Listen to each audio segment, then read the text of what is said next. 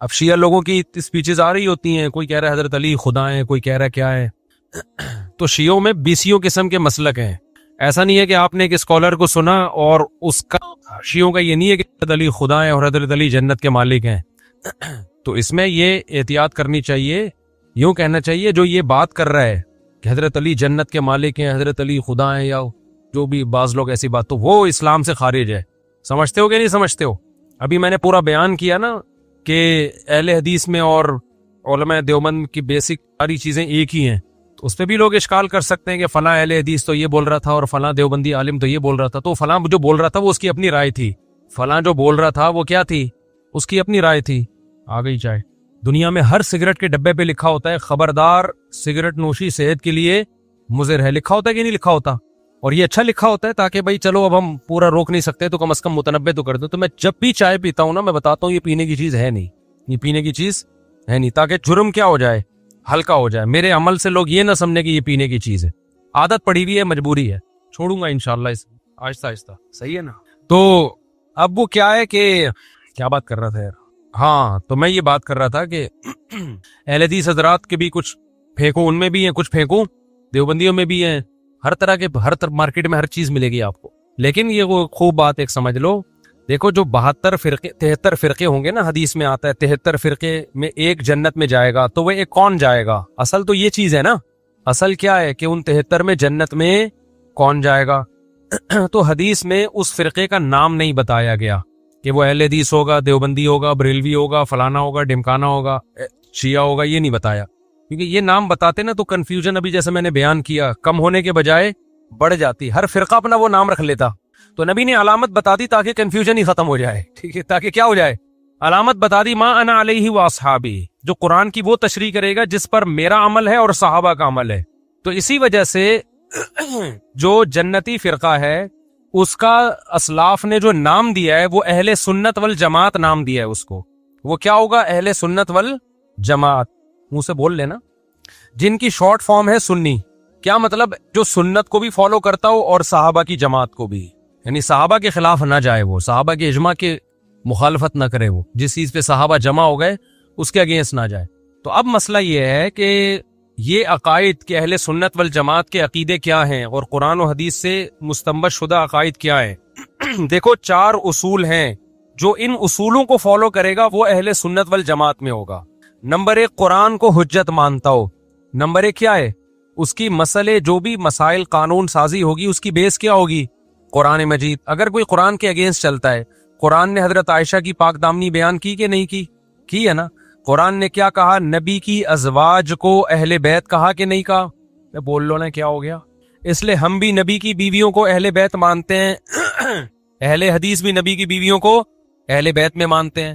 ہم بھی امی عائشہ کو پاک دامن مانتے ہیں، اہل حدیث بھی امی عائشہ کو پاک دامن، کیونکہ سب کی بیس کیا ہے؟ قرآن. اہل سنت والجماعت میں شامل ہونے کی یہ شرط ہے. دوسرے نمبر پر حدیث کو حجت مانتا ہو. حدیث کو کیا مانتا ہو؟ بولو نا، حجت مانتا ہو. جو حدیث کا انکار کرے گا وہ بھی اہل سنت والجماعت سے خارج. یہ چاروں امام ہیں یا جو معتدل اہل حدیث ہیں، میں معتدل کی بات کر رہا ہوں، ہر فرقے میں معتدل ہی کی بات کر رہا ہوں، ورنہ متشدد تو ہر جگہ ہی ہیں، تو ان کی میں بات ہی نہیں کر رہا. وہ حدیث کو بھی حجت مانتے ہیں. بعض اہل حدیث ہم پہ یہ الزام لگاتے ہیں کہ تم حدیث کو حجت نہیں مانتے، اگر حجت مانتے ہو تو رفع الیدین نہ کرتے تم. تو یہ پرانا سڑا ہوا اشکال ہے، اب اس کو کوئی بھی ویلیو نہیں دیتا. حدیثوں میں کرنے کا بھی ہے اور نہ کرنے کا بھی ہے، سمجھتے ہو؟ اور اس پہ کئی دفعہ جو چیلنج کرتے ہیں نا بڑے بڑے جب چیلنج قبول کرو تو مارکیٹ سے، ہم نے تو رفع الیدین کے چیلنج بھی قبول کیے ہیں. تو حدیث میں کرنے کا بھی ہے، نہ کرنے کا بھی ہے. اور میں بار بار ایک بات کہتا ہوں کہ جو کرنے کی حدیثیں زیادہ کیوں ہیں؟ وہ اس لیے زیادہ ہیں کہ جو چیز کی جاتی ہے اس کو بیان کیا جاتا ہے، جو نہیں کی جاتی اس کو ہائی لائٹ نہیں کیا جاتا. اگر آپ نبی صلی اللہ علیہ وسلم کی سیرت میں یہ دیکھیں گے کہ آپ نے زیادہ نمازیں یا خاص طور پر آخری نمازیں رفع الیدین کے ساتھ پڑھی ہیں یا رفع الیدین کے بغیر پڑھی ہیں، تو واضح قرائن ہے، اس پر واضح قرائن ہے کہ نبی کی آخری نماز وداؤٹ رفع الیدین تھی. رکوع اور سجدے والا اور رکوع سے اٹھنے والا رفع الیدین اس میں نہیں تھا. اور جو بہت ساری حدیثیں جن میں رفع الیدین آتا ہے، اس کے میں نے ایک جواب تو یہ دیا کہ جب کیا تو اس کو بیان کر دیا، جب نہیں کیا تو اس کو بیان نہیں کیا. آپ کے گھر جب کوئی مہمان آتا ہے، جو کام کر رہا ہوتا ہے وہ بتائے جاتے ہیں، جو نہیں کر رہا ہوتا وہ تھوڑی بتائے جاتے ہیں. تو جب نبی نے رفع الیدین کیا ہی نہیں تو اس کو صحابی نے بیان ہی نہیں کیا. تو عبداللہ بن مسعود نے بیان کر دیا کہ میں تمہیں ایسے نماز پڑھ کے بتاتا ہوں جیسے نبی پڑھتے تھے، تو صرف تکبیر تحریمہ والا رفع الیدین کیا. انہوں نے ترمذی کی صحیح حدیث ہے، اس کو جو خام خام ضعیف قرار دیتے ہیں وہ بالکل جہالت کی بات ہے. امام ترمذی نے جس حدیث کو ضعیف قرار دیا وہ یہ والی نہیں ہے، وہ اس سے پہلے والی ہے. تو ان بیچاروں کو یہ نہیں پتا ہوتا کہ ادھر والی کو کر رہے ہیں کہ ادھر والی کو کر رہے ہیں، کیونکہ انہوں نے اردو ترجمے پڑھے ہوتے ہیں، عربی کا تو ان کو ویسے ہی نہیں پتا ہوتا. امام ترمذی نے عبداللہ بن مبارک کے حوالے سے نقل کیا کہ عبداللہ بن مبارک اس حدیث کو ضعیف قرار دیتے تھے. تو یہ والی کو نہیں قرار دیتے تھے، اس سے پہلے والی کو قرار دیتے تھے. اس کا میں کئی دفعہ بیان کر چکا ہوں. تبھی امام ترمذی نے رفع الیدین نہ کرنے والی حدیث جب بیان کی ہے تو اس کے بعد بتایا کہ وَبِهِ يَقُولُ غَيْرُ وَاحِدٍ مِّنْ أَهْلِ الْعِلْمِ مِنْ أَصْحَابِ النَّبِيِّ صلی اللہ علیہ وسلم. جب رفع الیدین کرنے کی حدیث ذکر کی تو فرمایا وَبِهِ يَقُولُ بَعْضُ أَهْلِ الْعِلْمِ مِنْ أَصْحَابِ النَّبِيِّ، یہی بعض صحابہ کا مذہب ہے اور جو اہل علم تھے. اور جب رفع الیدین نہ کرنے کی حدیث ذکر کی ہے تو امام ترمذی کہتے ہیں یہ بہت سارے صحابہ کا مذہب ہے اہل علم میں. اور امام ترمذی کی پوزیشن بتا دوں، یہ امام بخاری کے شاگرد ہیں، تو یہ بخاری ہم سے زیادہ سمجھتے ہوں گے. تو امام ترمذی تو رفع الیدین کے معاملے میں جو امام بخاری کے شاگرد ہیں، جن کے براہ راست روحانی باپ تھے امام بخاری، تو وہ تو اتنے اعتدال سے کام لے رہے ہیں. وہ کہہ رہے ہیں کہ یہ بھی بہت سارے صحابہ کا مذہب ہے. تو ان صحابہ نے نبی کو دیکھ کے یہ مذہب اختیار کیا ہوگا نا. کیا خیال ہے بھائی؟ تو اس لیے یہ جو اہل حدیثوں کا الزام ہے نا کہ یہ رفع الیدین یہ جو کرتے ہیں نہیں کرتے تو یہ حدیثوں کے منکر ہیں، یہ آپ کی اپنی مینٹل لیول ہے، اس کے حساب سے آپ فتویٰ لگا رہے ہو. جب آپ تحقیق کی دنیا میں جاؤ گے نیوٹرل ہو کے تو آپ کو پتہ چلے گا کہ احناف کا موقف اس بارے میں کمزور نہیں ہے. خیر، تو یہ تو میں صرف یہ بتانے کے لیے کہ ہر ایک کی دلیل کیا ہے، حجت کس کو ہم مانتے ہیں، قرآن کو، اس کے بعد حدیث کو. لیکن بہت سے فرقے ایسے ہیں جو بہت ساری حدیثوں کا انکار کر دیتے ہیں، وہ حدیث کو حجت، وہ ان کا ایک مخصوص نظریہ ہے. تیسرے نمبر پہ اجماع ہے. دلیل کیا ہے؟ اجماع امت. اہل سنت والجماعت کا یہ موقف ہے کہ امت گمراہی پہ جمع نہیں ہو سکتی. جس کا یہ موقف نہیں ہے وہ بھی ان 73 میں سے ان 72 میں داخل ہے جو جہنمی ہے. سمجھتے ہو؟ اجماع امت کے خلاف کوئی قول ہم نہیں لیں گے. چوتھی چیز قیاس ہے کہ بہت سارے ہزاروں مسائل ایسے ہیں جو قرآن و حدیث میں صراحتاً نہیں ہے، واضح نہیں ہے، تو ان میں مجتہدین نے کیا کیا ہے؟ قیاس کیا ہے. اس سے پتہ چلتا ہے کہ ہر مسئلے پر جو آپ سے حدیث مانگتا ہے نا وہ خود اہل سنت والجماعت سے خارج ہے. سمجھتے ہو کہ نہیں سمجھتے ہو؟ ہر مسئلے پہ جو کہ حدیث پیش، حالانکہ ہر مسئلہ حدیث میں تھوڑی ہے، حدیثیں تو ہزاروں ہیں اور مسائل کیا ہیں؟ لاکھوں ہیں. تو ہر مسئلہ حدیث میں صراحتاً کہاں سے ہوگا میرے بھائی؟ ابے دیکھو، رفع الیدین کرنے کا بھی ہے، نہ کرنے کا بھی ہے. لیکن رفع الیدین کی پوزیشن کیا ہے؟ واجب ہے. جو کرنے کو سنت کہتے ہیں وہ واجب ہے، سنت ہے، فرض ہے. یہ حدیث کیا ہے؟ اس سے خاموش ہے. سدہ صحف کی حدیثیں ہمیں ملتی ہیں کہ یہ غلطی ہوئی تو سدہ صحف کیا، لیکن باقی غلطیوں پہ کیا کرنا ہے نماز میں؟ ان میں تو اجتہاد کرنا پڑے گا نا میرے ماموں. اصل میں تھک گیا ہوں سمجھا کے، مجھے ہو گئے 30 سال ایک ہی بات سمجھاتے کھوپڑی شریف میں آ نہیں رہی ہے. لاکھوں مسائل ایسے ہیں جن کا قرآن و حدیث میں صراحتاً تذکرہ نہیں ملتا، اس میں قیاس کرنا پڑتا ہے. تو مجتہدین نے کیا کیا ہے اس میں؟ بولو، قیاس کیا ہے. پھر قیاس کی شرطیں ہیں، ایویں نہیں اٹھ کے جو مرضی جو بھی قیاس کرنا شروع کر دے. تو 4 اصول ہیں اہل سنت والجماعت کے، قرآن، حدیث، اجماع اور قیاس. تو ان 4 اصولوں سے مسائل کا استنباط ہوتا ہے. تو امام طحاوی جو تقریباً 1200-1300 سال پہلے حنفی ایک بہت بڑے محدث گزرے ہیں، انہوں نے اہل سنت والجماعت کے عقائد کتاب میں جمع کیے ہیں جس کو کہا جاتا ہے العقیدۃ الطحاویہ. وہ عقائد پوری دنیا کے علماء جو اہل سنت والجماعت ہے وہ مانتے ہیں، شیعہ حضرات نہیں مانتے اس کو. تو وہ عقائد جو بھی فالو کرے گا وہ کیا کہلاتا ہے؟ اہل سنت والجماعت. اور کمال کی بات یہ ہے کہ وہ حنفیوں کے مدارس میں نہیں اتنا پڑھایا جاتا جتنا اہل حدیثوں کے مدارس میں پڑھائی جاتی. سمجھتے ہو کہ نہیں سمجھتے؟ انہوں نے اس کو زیادہ پروٹوکول دیا ہے. سعودی عرب کی یونیورسٹی میں پڑھائی جاتی ہے، اس کی بڑی شروحات ہیں. یہ میں آپ کے لیے نا دین کو آسان کر کے پیش کر رہا ہوں، ہلکا کر کے. تو جو بھی ان عقیدوں کو فالو کرے گا جو عقیدہ طحاویہ میں قرآن و سنت سے مستنبط کر کے لکھے ہوئے ہیں، تو وہ کیا کہلاتا ہے؟ اہل سنت والجماعت. اور ہمارا یہ رائے ہے، ہماری یہ تحقیق ہے کہ وہ ان جنتی فرقے میں شامل ہے جس کے بارے میں نبی نے فرمایا کہ 72 جہنمی اور ایک منہ سے پھوٹنے پہ گورنمنٹ نے پابندی تو نہیں لگائی، وہ ایک کیا ہوگا؟ جنتی ہوگا. اس کے عقائد کیا ہیں؟ تمام صحابہ، کسی صحابی کے خلاف زبان درازی نہیں کرنی، تطہیر کا عقیدہ اور آخرت کا عقیدہ اور ختم نبوت کا عقیدہ، یہ ساری چیزیں ملا کے اس میں. ٹھیک ہے نا؟ اب بات سمجھو، اہل حدیث میں جو معتدل ہیں وہ بھی اسی کو مانتے ہیں، جو احناف میں معتدل ہیں وہ بھی اسی کو مانتے ہیں. باقی بعد میں جو اختلافات ہوئے نا، جیسے المحند علی المفند ہے عقیدوں کی کتاب، اہل حدیث کہتے ہیں ہم اس کو نہیں، بہت سے اہل حدیث کہتے ہیں ہم اس کو نہیں مانتے، بہت سے کہتے ہیں ہم اس کو مانتے ہیں. بڑا اختلاف چل رہا ہے کہ یہ متنازع عقیدے ہیں وغیرہ وغیرہ، اس کی پوزیشن سمجھ لو المہند المفند کی، کیونکہ ہمارے یہاں بھی بعض لوگوں نے اس کو بہت غلو کیا ہے۔ دیکھو قرآن و سنت میں کچھ عقیدے ایسے ہوتے ہیں جن میں اختلاف کی گنجائش نہیں ہوتی، اگر آپ اس میں اختلاف کرو گے تو آپ ان 72 میں داخل ہو جاؤ گے جو کون سے ہیں؟ جہنمی۔ لیکن کچھ عقیدے ایسے ہیں جو قرآن و سنت نے واضح طور پہ بیان نہیں کیے۔ ہر عقیدہ بھی بنیادی نہیں ہوتا، کچھ عقیدے بنیادی ہوتے ہیں، کچھ کیا ہوتے ہیں، اس میں آپ کی رائے ہے، آپ یہ رکھ بھی سکتے ہیں اور نہیں بھی رکھ سکتے۔ تو المحنت علی المفند کے کچھ عقیدے ایسے ہیں جو اتفاقی ہیں، ان سے کوئی اختلاف کرے گا تو گمراہ ہوگا۔ کچھ عقیدے ایسے ہیں جو علماء دیوبند نے دوسری جگہ وضاحت کی، ہماری رائے ہے، اس سے کوئی اختلاف بھی کر سکتا ہے، اور وہ بھی جو علماء دیوبند کی رائے ہے تو اس میں وہ اکیلے نہیں ہیں، وہ بھی 1200 سال پہلے بھی علماء کی رائے تھی، اس کے صدیوں سے چلی آ رہی ہے۔ ان کے بارے میں یہ کہنا کہ علماء دیوبند نے گڑھ لیا ہے، یہ جھوٹ ہے بہت بڑا، گڑھے ہوئے نہیں ہے، وہ صدیوں سے چلے آ رہے ہیں۔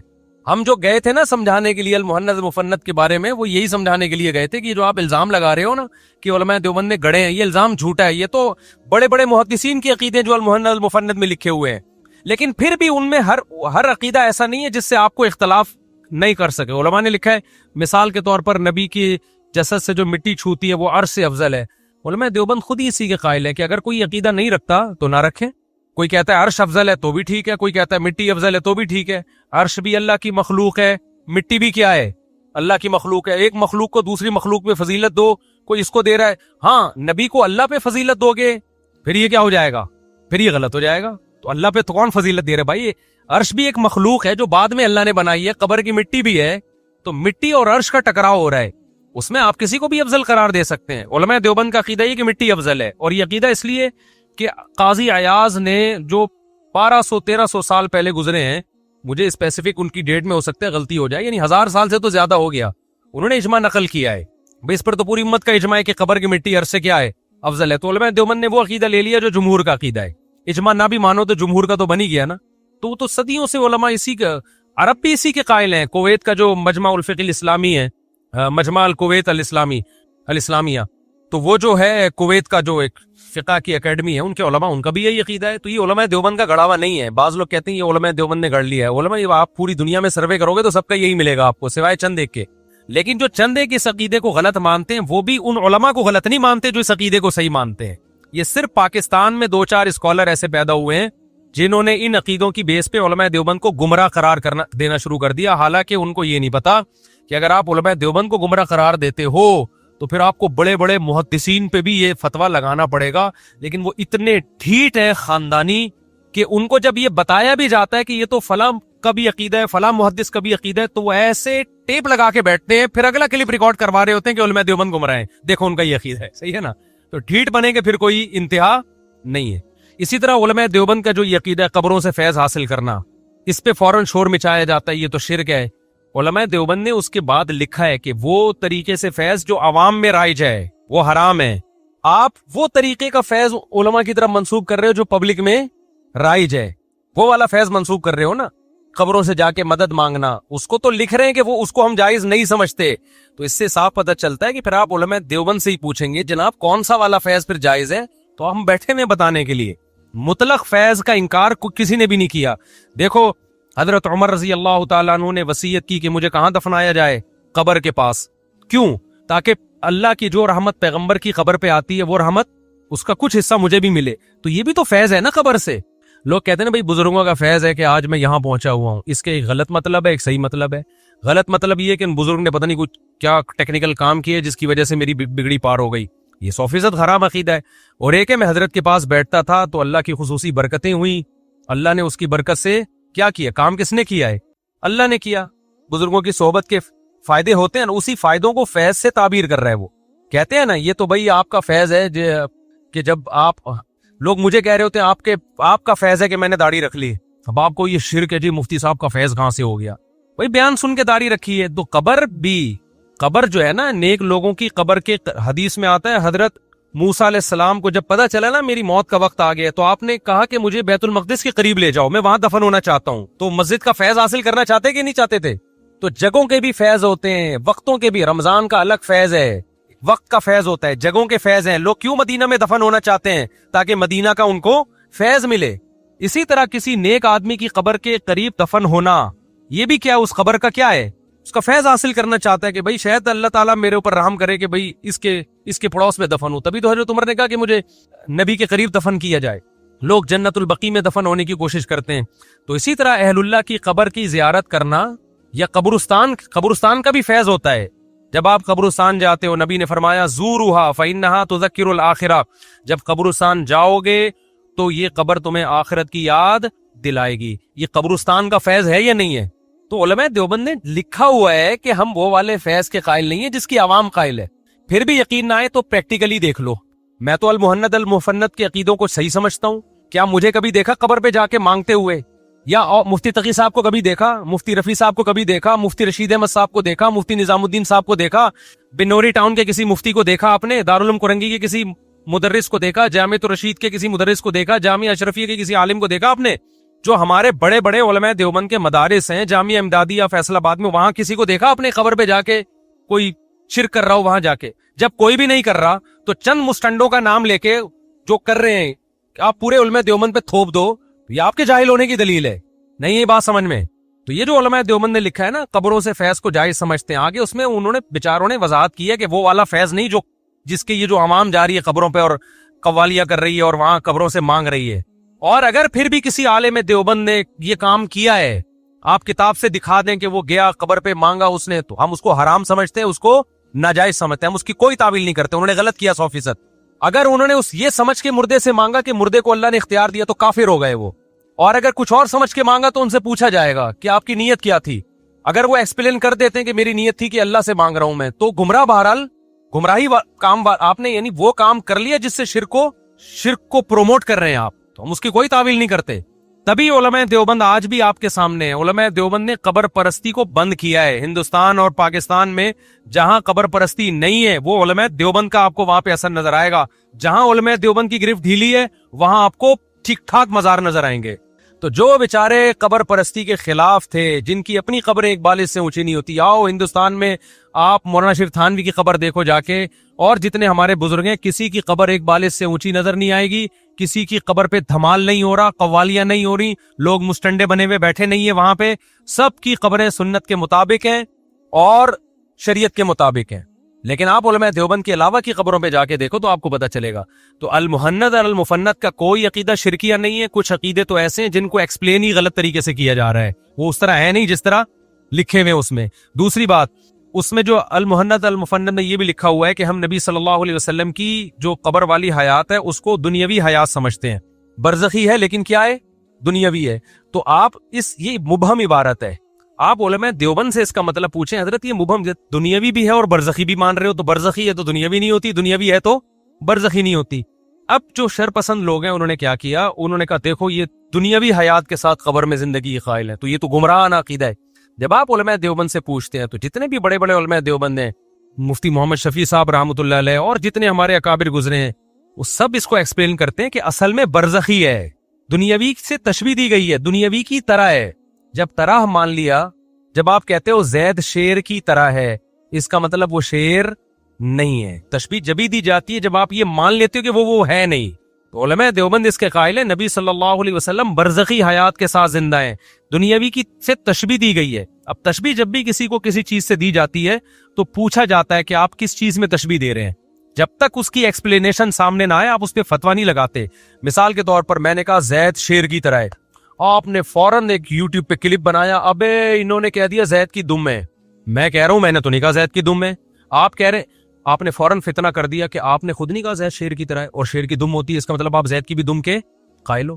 پھر آپ نے کہا ابے اس نے زید کی گستاخی کی ہے, اس نے زید کو کہا یہ درندہ ہے. یہ کیا ہے, درندہ ہے. یوٹیوب پہ آپ نے کلپ بنا کے نا, اور آپ کے بے وقوف اور جاہل قسم کے فالوورز تھے, وہ بھی زندہ باد, اور وہ بھی آ گئے نا سارے, چونکہ ایک ہی جیسے لوگ, جب آپ گندگی کہیں ہوتی ہے تو سارا گند وہاں پر اکٹھا ہو جاتا ہے. تو میں کہہ رہا ہوں بھائی زید شیر کی طرح ہے, میرا عقیدہ ہے یہ, زید شیر کی طرح. ابے زید کو بھیڑیا کی طرح درندہ مان لیا اس میں, جیسے شیر چیر پھاڑ کرتا ہے زید بھی درندہ ہے.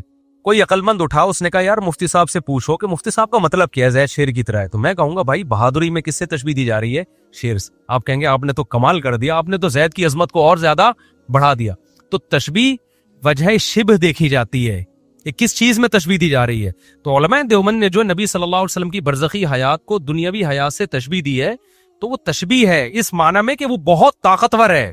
اس طاقت اور پاور کو ایکسپلین کرنے کے لیے کس سے تشبیہ دی جا رہی ہے؟ کیونکہ قرآن نے کہا ہے کہ شہداء زندہ ہوتے ہیں. دیکھو ہر شخص کو قبر میں ایک خاص نوعیت کی زندگی ملتی ہے، یہ ہمیں قرآن و سنت سے پتہ چلتا ہے.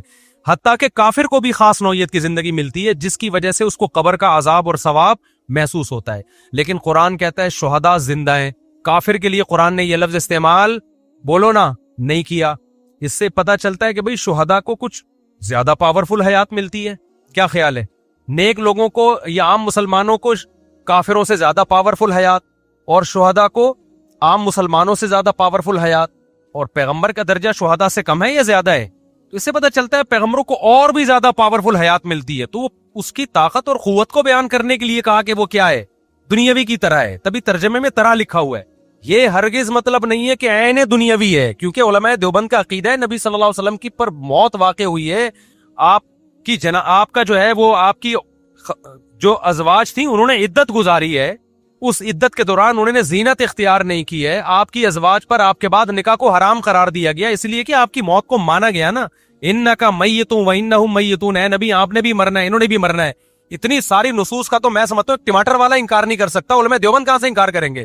اور اگر اتنے بڑے بے وقوف ہیں نا علماء دیوبند کہ اتنی قرآن و سنت کی واضح نصوص جس میں آ رہا ہے نبی آپ نے بھی مرنا ہے، انہوں نے بھی مرنا ہے، نبی کی بیویاں عدت بھی گزار رہی ہیں، اور اتنی واضح نصوص کہ حضرت عمر حضرت ابوبکر خطبہ دے رہے ہیں بخاری میں کہ من کان منکم یعبد محمدا فإن محمدا قد مات، کہ لوگوں تم میں جو سمجھتا ہے کہ جو اللہ کے نبی کی عبادت کرتا تھا تو نبی پر موت واقع ہو گئی ہے. اگر ان تمام نصوص کا علماء دیوبند انکار کر رہے ہیں تو پھر یہ منافقت ہے ان کو مسلمان کہنا. یہ کیا ہے؟ یہ منافقت. پھر آپ بولو یہ کافر ہیں، کیونکہ میں سمجھتا ہوں جو نبی صلی اللہ علیہ وسلم کی موت کا انکار کرے گا وہ اسلام سے خارج ہے، کیونکہ وہ قرآن کا بھی انکار کر رہا ہے، بخاری مسلم کی واضح حدیثوں کا بھی انکار کر رہا ہے. پھر آپ یہ ڈرامے بازی نہ کرو کہ ہم کسی کو کافر نہیں کہتے. کیوں نہیں کہتے بھائی؟ قادیانیوں کو آپ ختم نبوت کی وجہ سے کافر کہتے ہو. انہوں نے ایک آیت کا انکار کیا نا، خاتم النبیین کا. تو علماء دیوبند تو پھر اتنی ساری آیتوں کے منکر ہیں. اسی طرح جو لوگ یہ کہتے ہیں، یہ بہت ہمارے خلاف کلپ بنے کہ مولانا تھانوی نے اپنے نام کا کلمہ پڑھایا ہے. میں کہتا ہوں اگر پڑھایا ہے تو پھر 2 نمبر ہی چھوڑ دو بھائی، آپ پھر وہ کافر ہیں. اگر مولانا اشرف علی تھانوی نے اپنے نام کا کلمہ پڑھایا ہے تو پھر وہ کیا ہیں بھائی؟ مرزا غلام احمد نے اپنے نام کا کلمہ پڑھایا تو وہ بھی اس کے فالوورز بھی کیا ہو گئے؟ کافر ہو گئے نا. تو مولانا اشرف علی تھانوی نے اگر اشرف علی رسول اللہ پڑھوایا، ہم تو کہہ رہے ہیں نہیں پڑھوایا، جھوٹا الزام ہے، ہم نے تو اس کا ایکسپلین بھی کیا ہے، جھوٹ بول رہے ہیں یہ لوگ. اگر پڑھوایا ہے تو پھر مولانا تھانوی رحمۃ اللہ علیہ مسلمان نہیں تھے، اور اس کلمہ پڑھوانے کے باوجود بھی اگر میں مولانا تھانوی کو مسلمان مان رہا ہوں، اللہ کا ولی مان رہا ہوں، سر مسلمان بھی نہیں، میں تو ولی اللہ مانتا ہوں، تو میں بھی کیا ہوں؟ پھر آپ یہ تکلف نہ کرو کہ یہ مسلم ہے، ان کے پیچھے نماز، ہم سب کے پیچھے نماز پڑھتے. کافر قادیانی کے پیچھے نماز نہیں ہوتی. قادیانی ختم نبوت کا منکر ہے، پھر اشرف علی تھانوی رحمۃ اللہ علیہ کا ختم نبوت کے منکر ہیں، پھر جو علماء ان کو مانتے ہیں وہ بھی ختم نبوت کے منکر ہیں. پھر یہ 2 نمبری اور یہ ڈرامے بازی نہیں کرو آپ لوگ. جو بھی اسکالر ہے، میں کسی خاص اسکالر کی بات نہیں کر رہا، آئندہ جو بھی یہ کہے نا کہ اشرف علی تھانوی نے اپنے نام کا کلمہ پڑھوایا ہے، آپ بولو یار پڑھوایا تو پھر کافر ہو گئے نا وہ. اب کافر کیوں نہیں بولتے؟ پھر وہ جواب میں کہ ہم کسی کو کافر نہیں بولتے، تو آپ کہ پھر قادیانی کو کیوں بولتے ہو؟ تو وہ جواب میں کہیں کہ اگر ہم اس لیے بولتے ہیں کہ ان کو پاکستانی آئین نے کافر قرار دیا ہے، اس کا مطلب جب تک پاکستانی عدالت نے ان کو کافر قرار نہیں دیا تھا تو پھر قادیانی مسلمان تھے آپ کی نظر میں. تو ٹوپی ڈرامے ہے، باطل کہیں بھی ایک جگہ ٹکتا نہیں ہے، خوب سمجھ لو، کلابازیاں کھاتا ہے وہ. اب ایک کھوپڑی شریف میں بات آ رہی ہے کہ نہیں آ رہی ہے؟ تو علماء دیوبند کے وہی عقائد ہیں جو اہل سنت والجماعت کے ہیں، اور بیسک عقائد ہمارے العقیدہ طحاویہ میں. تبھی المحنت علی المفنت ہمارے دینی مدرسوں میں نہیں پڑھائی جاتی، کیونکہ اس میں سارے عقیدے بیسک عقیدے نہیں ہیں. بیسک عقیدے وہ ہیں جو العقیدہ طحاویہ میں، ایمان مفصل، ایمان مجمل میں، آمنت باللہ و ملائکتہ و کتبہ و رسلہ، یہ اصل یہ ہیں. اور بہشتی زیور کے شروع میں جو عقیدے لکھے ہوئے ہیں ان کو اہل حدیث بھی مانتے ہیں. تو ہمارا اہل حدیث کا عقیدوں میں کوئی اختلاف بولتے کیوں نہیں ہے. میں اس لیے کہہ رہا ہوں کہ دونوں طرف کے جو مناظر ٹائپ کے لوگ ہیں نا وہ غلو کرتے ہیں. اہل حدیثوں میں بھی بعض غالی ہیں جو علماء دیوبند کو اہل سنت سے خارج کرتے ہیں، ادھر بھی بعض غالی ہے. لیکن حقیقت یہ ہے کہ نہ علماء دیوبند کے عقیدے اہل سنت والجماعت کے خلاف ہیں، وہی عقیدے جو صدیوں سے چلے آ رہے ہیں، جو قرآن و حدیث سے مزین ہیں. اور اہل حدیث کے بھی بیسک عقیدے کیا ہیں؟ وہی عقیدے ہیں. تو ان کا بنیادی عقیدوں میں کوئی اختلاف نہیں ہے. ہمارا اہل حدیث سے صرف یہ اختلاف ہے کہ آپ اپنے فقہ کو کیا کر لو بھائی، مدون کر لو. اب وہ کہتے ہیں ہم نہیں کرتے، تو پھر ہماری کتابیں مدرسوں میں پڑھانا چھوڑ دو. آپ کو اگر فقہ کے متن کی ضرورت نہیں ہے تو پھر قدوری کیوں پڑھا رہے ہو؟ اس کا مطلب آپ کو بھی ایک متن چاہیے نا پڑھانے کے لیے. دیکھو ہمارے پاس متن ہے. امام ابو حنیفہ کے جو شاگرد تھے امام محمد, انہوں نے 6 کتابیں لکھی تھی. یہ بات ہو رہی ہے آج سے 1100 سال پہلے. تو ہمارا جو اسلامی لا تھا وہ ریٹن فارم میں کب آیا؟ 1100 سال پہلے. بعض لوگ کہتے ہیں اس سے پہلے کیا ہوتا تھا, جب اس سے پہلے ریٹن کی ضرورت نہیں تھی تو اب کیا ضرورت پڑ گئی تھی.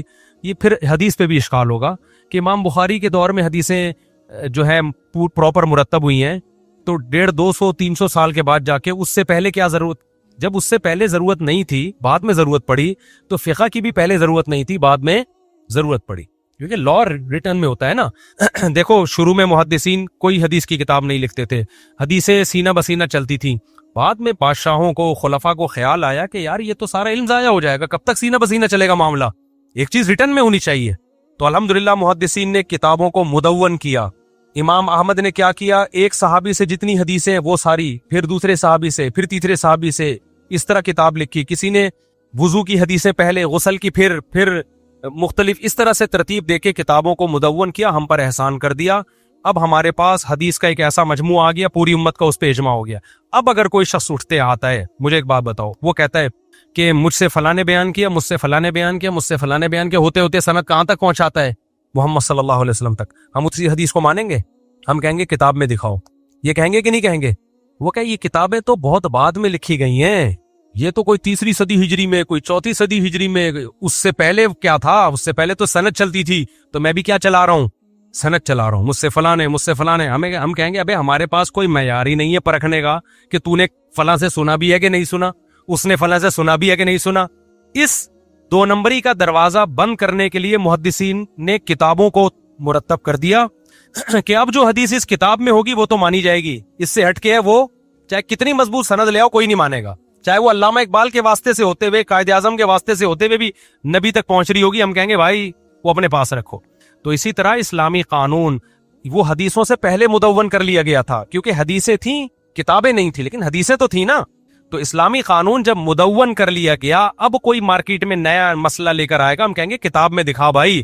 وہ کہے گا میں نے قرآن و حدیث سے استدلال کیا ہے. تو اس کو یہی جواب دیا جائے گا کہ جیسے اب کوئی سند قیامت تک پیش کر دے نا نبی تک, اس کی کوئی اعتبار نہیں ہے, تو ایسے ہی کوئی مسئلہ مارکیٹ میں نیا لائے گا, اس کا کوئی اعتبار نہیں ہے, کیونکہ قرآن و سنت کی روشنی میں مسائل لکھ لیے گئے ہیں, انہی میں سے کسی ایک کو فالو کرنا پڑے گا. تو صرف قرآن و حدیث کا حوالہ کافی نہیں ہے, آپ کو کسی مجتہد فقیہ کا بھی حوالہ دینا پڑے گا کہ یہ قول کسی نے پہلے کیا بھی ہے کہ نہیں کیا, یا تو مارکیٹ میں نیا مسئلہ لے کر آ رہا ہے. جیسے غامدی صاحب جب کہیں گے کہ بھائی وہ نہیں ہے, رجم نہیں ہے شادی شدہ مرد اور عورت کے لیے, کیونکہ قرآن میں رجم کا تذکرہ نہیں ہے, تو ہم غامدی سے پوچھیں گے کہ یہ تو کسی فقیہ نے نہیں لکھا, بتاؤ کسی مجتہد نے لکھا ہو کہ رجم نہیں ہے, تو وہ کہے گا لکھا ہوا نہیں دکھا سکتا وہ. تو ہم کہیں گے بھائی نیا لایا, مارکیٹ میں کیا لایا ہے, نئی چیز آئی ہے, ایکسیپٹیبل نہیں ہے. تو اسی طرح فقہ بھی مدون کر لیا گیا. امام ابو حنیفہ کے شاگرد تھے امام محمد, انہوں نے 6 کتابیں لکھیں جو فقہ حنفی کا متن ہے. انہی 6 کتابوں کی آگے شروحات ہوتے ہوتے ہمارے پاس ایک متن بھی ملے گا, ہمیں شروحات بھی ملیں گی, فتاوا بھی ملیں گے. اسی طرح فقہ شافعی میں بھی, مالکی میں بھی, حنبلی میں بھی. تو ہم اہل حدیث سے وہی سوال ہے کہ آپ بھی ایک لا کو مرتب کر لیں. اور اگر آپ کہتے ہیں ہمارا ہر مسئلہ ہم ڈائریکٹ قرآن حدیث سے نکالتے ہیں, تو پھر مدرسوں میں بھی نہ فقہ حنبلی پڑھائیں, نہ فقہ حنفی پڑھائیں آپ, نہ تنقیدی نظر سے, آپ پھر ڈائریکٹ بخاری پڑھایا کریں اور اسی سے مسائل بتاتے رہا کریں. پھر متن کیوں پڑھا رہے ہو فقہ کا؟ اس کا مطلب آپ کو بھی ضرورت ہے, کوئی ریٹن چیز ہونی چاہیے جس میں سب مسائل ملیں.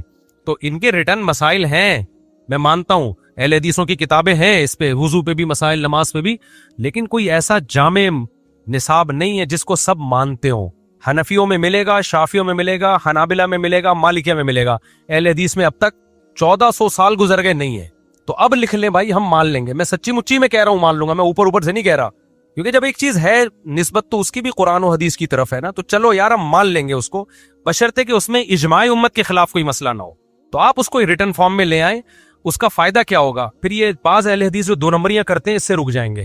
وہ 2 نمبریاں کیا کرتے ہیں, بس وہ بتا کے میں آتا ہوں مسائل کی طرف. وہ 2 نمبریاں یہ کرتے ہیں کہ جب 3 طلاقیں دیتے ہیں تو اہل حدیث سے فتویٰ لے کے 1 کر لیتے ہیں, لیکن جب کسی لڑکی سے شادی کرنی ہوتی, اس کا ابا راضی نہیں ہوتا, تو پھر ولی کی اجازت کے بغیر اہل حدیث نکاح کو نہیں مانتے. اس میں وہ کس سے فتویٰ لیتے ہیں؟ حنفی سے فتویٰ لیتے ہیں. یہ 2 نمبریاں ہم نے اہل حدیثوں میں بھی دیکھی ہیں. اسی وجہ سے علماء کہتے ہیں کہ جب آپ ایک فقہ کو فالو کرو گے تو پراپر اسی کو فالو کرو گے آپ. اگر آپ حنفی ہو تو پراپر حنفی رہو گے آپ, شافی ہو تو پراپر شافی رہو گے آپ. फिर अगर अहले हदीस हो तो प्रॉपर अहले हदीस, तो वो जब ही मुमकिन है जब आपका रिटर्न में कोई मसाइल का मजमुआ होगा जिसको सब मानते होंगे। हनफियों में है, शाफियों में, आप में नहीं है। तो आप में ये है कि वो उस अहले हदीस आलिम को मानता है, यूट्यूब पे उसको सुनता है, बस उसी को सुनता है, दूसरा उसको सुनता है, तीसरे को नहीं सुनता, वो उसको सुनता है, तीसरे को नहीं सुनता। ये तो उम्मत इकाइयां में बढ़ जाएगी ना, ये गलत है। समझते हो गए नहीं समझते? आगे चलते हैं मेरे बॉय। अच्छा, एक मैंने हदीस बयान की है कि अनार का एक दाना ऐसा है जो जन्नत का दाना है। मैंने हदीस बयान की थी कि हर अनार में एक दाना ऐसा होता है, हदीस में आता है, जो कहां से आया है? जन्नत से आया। तो एक अहले हदीस मौलाना, वो अहले हदीस भी नहीं है, पता नहीं क्या है वो, वल्लाहु आलम। मैंने समझा कि शायद अहले हदीस होंगे, वो कुछ और ही चीजें तो आ रही है मार्केट में, तो पता ही नहीं चलता ये सऊदी अरब के मुफ्तियों के मुकल्लिद हैं या हदीस के फॉलोवर, कुछ खोपड़ी में समझ नहीं आती बात। खैर वो जो भी है हमसे अच्छे ही होंगे, मेरा मकसद उनकी बुराई नहीं है। उन्होंने पूरा 20 मिनट का क्लिप बनाया या 15 मिनट का मेरे खिलाफ कि इसने ये हदीस बयान की है, ये सही हदीस नहीं है, ये मौजू हदीस है, इसमें तो सऊदियों के मुफ्तियों का भी यही फतवा है और अल्लाह भला करे उलमा देवबंद का भी यही फतवा है कि ये अनार के अंदर जो एक दाना है वो जन्नत का दाना, ये हदीस मौजू है। मनगढ़ा था पूरा 10-15 मिनट का। तो मैंने सुना वो कल बैठ के, स्टाइल उनका सही ही था, लेकिन 10-15 मिनट एक बात को तूल दिया। मैंने कहा यार इतना करने की क्या जरूरत थी? मुझे कहीं से मैसेज भिजवा देते, मुफ्ती साहब ये हदीस ज़ईफ है, मैं तहकीक करके रुजू का ऐलान कर देता। ठीक है, ये क्या है भाई, मुझसे गलती हुई है, इस पे इतना लंबा क्लिप बनाने की क्या जरूरत थी? तो वाकई मैंने जब तहकीक की तो वो हदीस सही नहीं है, तो मैं रुजू कर रहा हूँ भाई, वो हदीस क्या है। मैंने दौरे हदीस में वो हदीस पढ़ी थी, उस वक्त मुझे तहकीक का मौका नहीं मिला था। अब चूंकि वो कोई शरई मसाइल से ताल्लुक भी नहीं है ना, उसका शरई मसला जब बयान किया जाता है उसमें तो बहुत तहकीक करके हदीसें देखी जाती हैं। अनार से मुतल्लिक एक फजीलत की हदीस मुझे याद थी और मैं इसका एहतमाम करता हूँ, कोई ज़ईफ हदीस फजाइल में भी मैं लोगों को ना सुनाऊं। आपने मेरे बयानात में बहुत कम है कि कोई ऐसी हदीस मैंने सुनाई हो जो ज़ईफ है।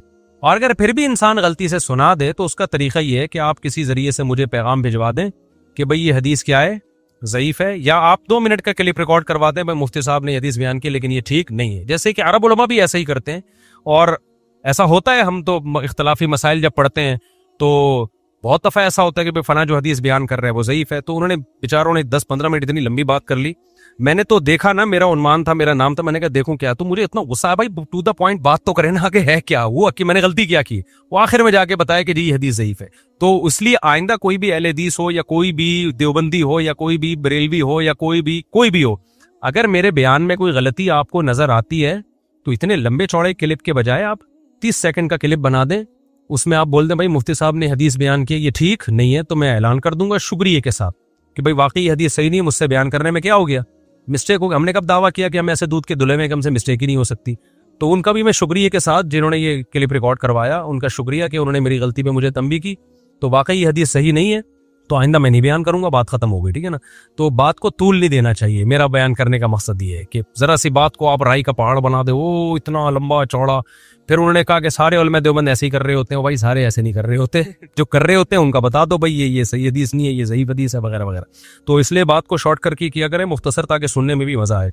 मुझे लोग भेज रहे होते हैं, इतने लंबे लंबे क्लिप होते हैं, मैं कहता हूँ भाई वो एक मजाहिया आता है, मजाहिया प्रैंकर आता है, मैं नहीं देखता प्रैंक वगैरह, मेरे पर टाइम ही नहीं है, कभी कभार गुजर जाता है, तो पास बड़े मजे मजे के होते हैं। तो मैं घर गया तो घर वालों ने मुझे बताया कि ये बड़े एक यूट्यूब पे ना बड़ा जबरदस्त इसका एक प्रैंक है। वो प्रैंक में उसने ये दिखाया कि ऐलान हो गया मस्जिद में फला का इंतकाल हो गया है ना, हालांकि हुआ नहीं था, वो प्रैंक किया उसने। अब लोग आ रहे हैं, लोग पूछ रहे हैं जी वो मरहूम कैसे मरे। अब मैं आज के क्लिप के हिसाब से बता रहा हूँ कि जो क्लिप बाजियां करते हैं ना, टू द पॉइंट बात कम होती है, उसमें तूल बहुत दे देते हैं। तो उसने बताया कि जी वो ऐसे हुआ था कि वो मरहूम जो ऐसे मरे कि वो हुआ ये था कि सुबह सुबह निकले, बाइक पे बैठे, अब वो कान लगा के सुन रहे हैं ना, वो बाइक पे बैठे थे तो सामने से एक बहुत बड़ा ट्रक आया। अब मुझे पूरे अल्फाज याद नहीं है, मैं तो अपने अल्फाज में, तो ये क्या उसे ट्रक से टक्कर होगी? कह रहे नहीं, हुआ ये कि वो ट्रक इतनी स्पीड के साथ आया और जू करता हुआ गुजर गया। तो क्या मतलब नहीं मरे वो? नहीं, अभी नहीं मरे, आगे बता रहा हूँ। अच्छा फिर क्या हुआ? जो मरे कैसे? कह रहे हैं फिर वो गुजर गया, वो उससे कुछ नहीं हुआ इनको ना। अब क्या हुआ जी? फिर ये गए, तो ये घर गए, किसी ने लस्सी बना के इनको दी, तो लस्सी में मीठा ज्यादा था या क्या था, वो पी के ये सो गए। अब उसका ख्याल था शायद शुगर लेवल बढ़ गया, वो मर गए। कह रहे अब लंबा सोए हैं, तो बारात में ना किसी की बारात थी, तो उसमें फायरिंग हो रही थी, तो इनकी आंख खुल गई। वो कह रहा है मरे कब? कह रहा भी सब्र करो। कह रहा फिर हुआ ये کہ بارات میں آپ کو پتا ہے جب فائرنگ ہوتی ہے تو گورنمنٹ نے منع کیا ہے کہ فائرنگ مت کرو، کیونکہ گولی صرف اوپر نہیں جاتی، اس نے نیچے بھی آنا ہوتا ہے. تو اب وہ سمجھا کہ شاید گولی اوپر جا کے اس کی کھوپڑی میں آگے لگی ہوگی مرحوم کے. تو کہہ رہے ہوا یہ کہ وہ جب بارات میں وہ نیند آئی ہوئی تھی، لسی پی کے اٹھے، شادی میں تیار ہو کے گئے، فائرنگ ہوئی، گولیاں اوپر بھی جاتی ہیں نیچے بھی آتی ہیں. وہ کہہ رہے ہاں ایسا تو ہوتا ہے، تو گولیاں اوپر بھی آئیں نیچے بھی آئیں. وہ یہ غلط ہے، نہیں ہونا چاہیے، ایسے فائرنگ نہیں ہونی چاہیے، اس سے لوگوں کے مرنے کا خطرہ ہوتا ہے. تو کہہ رہے وہ مر گئے، کہہ رہے نہیں وہ مرے نہیں، کھانا کھا کے واپس آ گئے. سمجھ رہے ہو؟ اگلے کو اتنا زچ کرو نا کہ وہ اٹھا کے اس کو مار دے سامنے والے کو. اچھا پھر دکھایا کہ اگلا بندہ آیا مرحوم کے یہاں تعزیت کے لیے جب آیا نا، تو اس اگلے بندے نے ان سے لواحقین سے پوچھا بھائی کیسے مرے؟ تو اس نے کہا وہ صبح نکلے تھے موٹر سائیکل پہ. دوسرے نے کہا میں بتا دیتا ہوں، صبح نکلے، ٹرک آیا گزریا، نہیں مرے. اس کے بعد لسی پی، اٹھے، نہیں مرے. بارات میں گئے، نہیں مرے. یہاں تک تو پتا ہے، آگے بتا کیا ہوا، یہاں تک میں نے اس کو بتا دی ہے. تو بعض اسکالر کیا کرتے ہیں کہ ٹو دا پوائنٹ جو بات ہے، بھائی ہم نے کوئی حدیث ضعیف سنائی ہے، آپ بتا دو یہ حدیث کیا ہے، ضعیف ہے، اللہ کی قسم میں مان لوں گا، میں فوراً اعلان کر دوں گا، مجھے کوئی رجوع میں، مجھے تو شکریہ یار، آپ نے مجھے زیادہ گمراہی سے بچا لیا، بڑی گمراہی سے آپ نے مجھے بچا لیا نا، کہ یار میرا تو مذاق اڑتا نا، آپ نے تو میری بے عزتی سے مجھے بچا لیا، میرا تو شکریہ بنتا ہے. آگے وہ بیان اتنے لوگوں تک جاتا، لوگ کہتے ہیں یار مولوی صاحب اتنی بڑے پھینکو، اتنی من گڑت حدیث سنا رہے ہیں اور اتنے ڈھٹائی کے ساتھ سنا رہے ہیں. میں نے ایک غلط بیان کر دیا تھا کہ نبی صلی اللہ علیہ وسلم نے کلیجی نہیں کھائی، وہ بالکل غلط تھا، حالانکہ نبی سے کلیجی کھانا ثابت ہے. میں نے ہر جگہ سے بیان ہٹوایا، مجھے کسی نے بتایا بھائی آپ نے کیا کہہ دیا، کلیجی کھانا تو ثابت ہے، میں نے ہر جگہ سے بیان ہٹوایا، پھر بھی وہ ملینز میں چلا گیا. اب اس میں کس کی بے عزتی ہو رہی ہے؟ ابھی اتوار کے بیان میں فلا صدق ولا صلی، اب بیان میں انسان ترجمے کو کم فوکس کرتا ہے نا عوام پہ، تو صدقے میں میرا دماغ صدقے کی طرف چلا گیا. میں نے کہا کافر نے نہ صدقہ دیا نہ نماز پڑھی. بعد میں جب میرا بیان یوٹیوب پہ گیا ہے تو میں نے کہا فلا صدقہ کا معنی تو تصدیق کرنا ہوتا ہے، صدقہ تو ہوتا ہی نہیں ہے. کتنی بڑا بلنڈر ہوا مجھ سے، صدقہ یصدق تصدیقاً ہے نا، یہ تو وہ گرامر ہے جو ہم بچوں کو 2 3 6 سال ہم نے پڑھائی ہے. تو میں نے کہا کتنا برا امیج جائے گا یار، فلا صدقہ کا ترجمہ میں کر رہا ہوں، صدقہ نہیں کیا. تو میں نے فوراً وہ احمد بھائی کو فون کیا، بھائی یہ ہٹا یار، یہ تو میری ٹھیک ٹھاک بے عزتی ہو رہی ہے کہ صدقہ کا میں نے ترجمہ غلط کر دیا، تو ہٹاؤ بھائی. اب ایسے موقع پہ اگر کوئی فوراً مجھے فون کر کے کہتے کہ مفتی صاحب صدقہ کا ترجمے میں آپ سے کیا ہو گئی ہے، غلطی ہو گئی، وہ صدقہ نہیں ہے وہ صدقہ ہے، ویسے بھی صدقہ کا وہ صدقہ بنتا ہی نہیں ہے نا، تصدیق سے وہ تو واضح، تو میرے پر احسان ہوتا نا. تو یہ مسٹیک ہر آدمی سے زبان کی مسٹیک ہوتی ہے، اس کا طریقہ یہ کہ بھائی آپ اس کو تمیز سے بتا دیں، پھر بھی رجوع نہ کرے، پھر آپ بولو یار بڑا بدتمیز آدمی ہے، ڈھیٹ آدمی ہے، اس کو بتایا بھی ہے پھر بھی رجوع نہیں کر رہا، یا تو ایکسپلین کرے، رجوع پھر بھی نہیں کر رہا. تو کہیں بھی ایسی بات ہو ٹو دا پوائنٹ، اختلاف کو اتنی ہوا نہیں دینی چاہیے، سمجھتے ہو کہ نہیں سمجھتے ہو.